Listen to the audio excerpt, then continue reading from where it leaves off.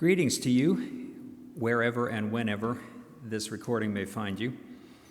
For those of you who don't know me, my name is Mike Salzgeber. I've been a member of Christ the King for about 4 years, since about 2021. My wife Lisa also has joined the church in this past year. Now and then, if you're a regular attendee physically here at the church, you've probably heard some guitar music coming from the back of the sanctuary during the offering or during the distribution of the elements. If you like what you hear, that's me playing, and I hope you get some enjoyment out of it, hopefully as much as I enjoy bringing it to you. Pastor Mark has asked me to speak on the theme of stewardship, and I'm honored to be asked and to share my faith journey with you, and my wife Lisa's as well. I was born into what was considered at the time in the early 70s to be a mixed marriage. My mother was an Irish Roman Catholic, and my father was a good German Lutheran. My mother converted, and we attended an ALC church when I was young. We were blessed with a wonderful pastor, Jerry Strassheim, a good German name for a good German church. And I had some wonderful friends, pastors, and leaders in high school and in college who helped guide me in my first steps of faith. When I went to college at Florida State in Tallahassee, Florida, I bounced around denominations for a while, and during all of that, I met my late wife, Pam, who was a strong Christian herself and attended an LCMS church briefly in her youth. After graduation, we eventually landed in the Presbyterian Church of America for several decades. And again, God's presence and faithfulness were evident in our lives. We had pastors like Ed Haig, who succumbed to cancer after a long battle and taught us how to die with dignity, grace, and a strong faith. And he never lost heart. Richard Reeves, Robert Browning, who is now the executive pastor here in Memphis at Independent Presbyterian, and Rich Hawkins were our pastors. And many dear friends also encouraged us along the way. We were members of Christ Presbyterian Church in Olive Branch for over 20 years, where we worshiped and served in various roles. Around 2020, though, it became evident that it was time to leave that church and the denomination. Pam was raised in the LCMS for a while, and it seemed like a good place to start for looking for a new church home. And we found Christ the King by listening to sermons online, and were immediately drawn to the gospel-centered preaching that we heard week after week.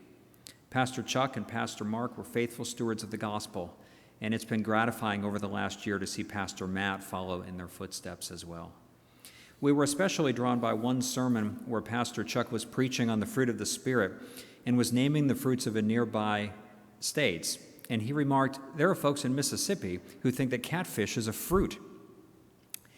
We thought, this is a man who's worth knowing, because this guy really gets life in Mississippi.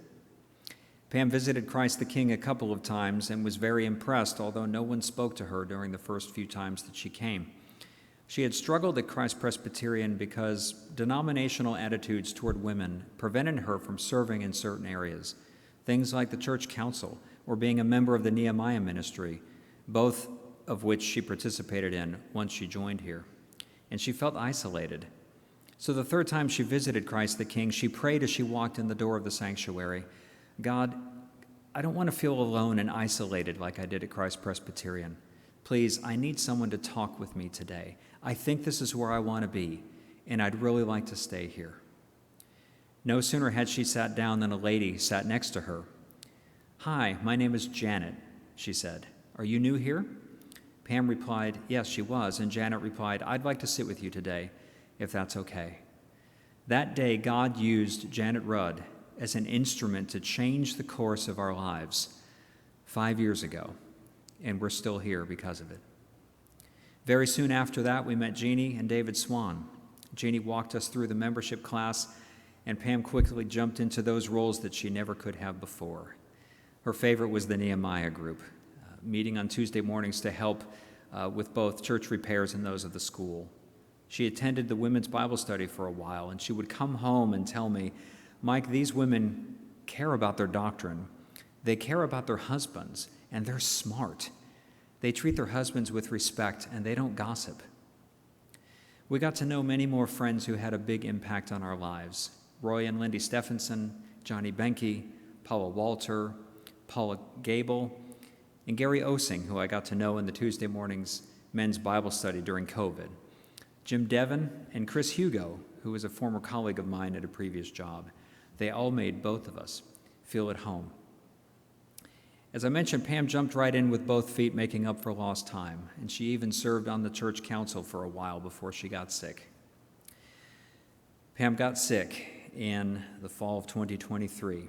She was diagnosed with lung cancer during that season, and to put things in perspective, the odds of a non-smoking woman in her early 50s coming down with lung cancer, the odds of that are about 1 in 7,000. It was hard. And deep down, perhaps you share this with us, we really believe in Christian karma. We think that if we do the right things, that God will bless us. And so if we do the wrong things, then bad things will happen. And we thought we had done all the right things. We loved Proverbs. We would read it and say, if we do A, then B is going to happen. And instead, we found ourselves walking down through the book of Job. We didn't know what was happening. We didn't know why it was happening. Deep down, we knew there was a reason, but we sure didn't know what it was, and I don't think we ever truly will. But through that time, there were people in this church who ministered to us, and it was, frankly, just overwhelming. It carried us through those dark times. The caring ministry, which sends cards to those who are hurting, started flooding our mailbox with love and encouragement, and I've kept every one of those cards. Johnny Benke and Mark Yarnell would speak to us nearly every Sunday and encourage us through their words of wisdom and their own experience with what we were going through. And it was the number of people who would speak with Pam weekly when they came to church that was especially touching. I remember especially one Sunday when Pam was very weak and had some physical difficulty getting up to her seat. Right in the middle of the communion distribution, Ashley Basquette got up, walked over, and sat down next to Pam and talked with her, gave her a big hug. This was right in the middle of the distribution. And for those of you who have grown up at Christ the King and have not experienced other churches to any degree, I'll tell you, that's not normal behavior. That's special behavior, and we cherished it. I know Pam did every moment of her life. When Pam entered hospice, both Pastor Mark and Pastor Chuck ministered to us deeply. They visited Pam when she was in the hospital practically every day. My mother-in-law at one point mistook Pastor Mark for the doctor because he walked in with a college sweatshirt on instead of his normal pastor garb. And I told Pastor Mark once that I felt bad for monopolizing so much of his time. And I remember that he told me specifically, especially when Pam got really sick, is that he said, I want to walk with you through this. I'm going to be your pastor. And we never forgot that. Dr. Smiley also helped us to navigate the ins and outs of cancer treatment and will be forever in her debt as well. Throughout all of this, I remarked and thought to myself often, this is the kind of church where people show up for each other and they care for each other when times are good and even in the hardest times as well. But Pam eventually passed in early 2024, and one of the things that she prayed for as she was dying and in the weeks and months previous was that I would find someone new, because she knew I'd be a useless idiot if I were left by myself. And sure enough, not long after that, Lisa came into my life. Lisa grew up in the Seventh-day Adventist Church and then converted to Roman Catholicism herself upon marriage to her first husband. She served on several committees at her local church, being involved, even becoming a catechism teacher to minister to her son, Michael, who also is a member here, who has some special needs and who needed some special attention to learn the ways of the faith. And she invested time and energy into her son as well as her daughters. She was driven to serve as raising her children with a strong religious foundation because that was important to her. And her faith has sustained her through many trials and tribulations that she and her children went through while trapped in an abusive marriage that lasted over 30 years. And Lisa would be the first to tell you that the answer to the question, how did you get through all those difficult times, is that her faith in God are always with her, and they've been with her since she was a young child. After her husband passed away in late 2023, she was looking for the support that she and her family needed from a religious community.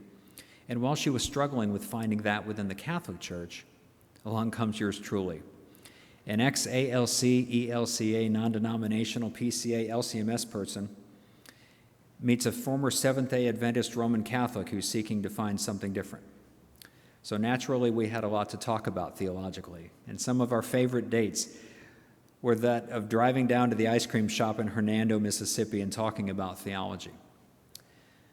Those of you who may be younger and single and dating that may be watching this, I don't recommend this course of action. It doesn't always work, but it did with us. We talked about grace and salvation through Christ alone, faith alone, Scripture alone. If you visit our church, there's a big banner on your right-hand side as you're walking into the sanctuary. We talked about that banner quite a bit and all the things that it meant.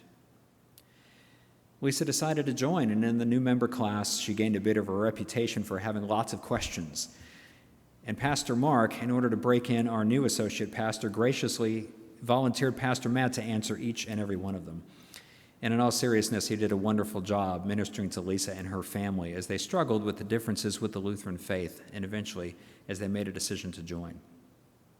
In her brief time at Christ the King, Lisa has also been approached by the members of this congregation, people who have shown her genuine care and concern.